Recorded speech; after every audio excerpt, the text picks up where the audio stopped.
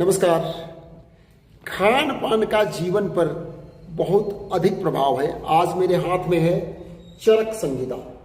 इस चरक संहिता में मूली के बारे में क्या लिखा हुआ है। मूली का सीजन आ रहे हैं, अब बाजार में मूली आने शुरू हो गए हैं, तो हमें जानना चाहिए कि मूली हमारे स्वास्थ्य के लिए कितना लाभकारी और कितना हानिकारक है। और सुनी सुनाई बातें नहीं, यह मुख्य रूप से जो पुस्तक में वर्णन किया गया है उसी को आपके समक्ष मैं लेकर के आया हूं।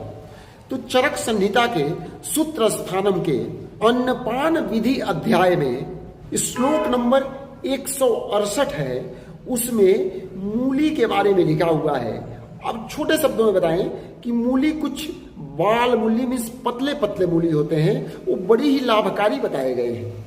लेकिन यदि आप बूढ़े मूली खरीद रहे हैं जो बहुत मोटे हो गए हैं, वह मूली वातकारक होते हैं और हमारे शरीर के लिए नुकसानदायक होते हैं। वातकारक का मतलब कि पेट में गैस बनाने का कार्य मूली करता है। लेकिन यदि वही मूली बाल मूली ला रहे हैं, बाल मूली मतलब कि बिल्कुल अभी कच्चा मूली है, ज्यादा बूढ़ा नहीं हुआ है, वह मूली त्रिदोष नाशक होता है, मीन्स वात पित्त और कफ तीनों को दूर करता है। तो चलिए हम जानते हैं कि इस पुस्तक में क्या लिखा हुआ। मैं पढ़ करके आपको सुना रहा हूं।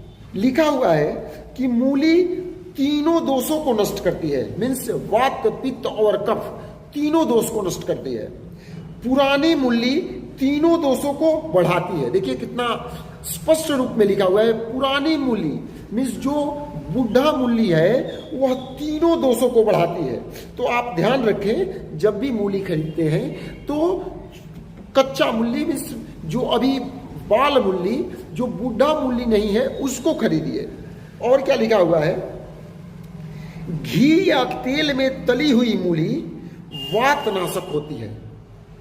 और क्या लिखा हुआ है, सूखी मूली कफ तथा वात विकार नाशक होती है। इसका मतलब कि मूली को सुखा करके भी खा सकते हैं और घी और तेल में फ्राई करके भी खा सकते हैं, लेकिन बूढ़ा मूली आपके लिए हानिकारक होगा।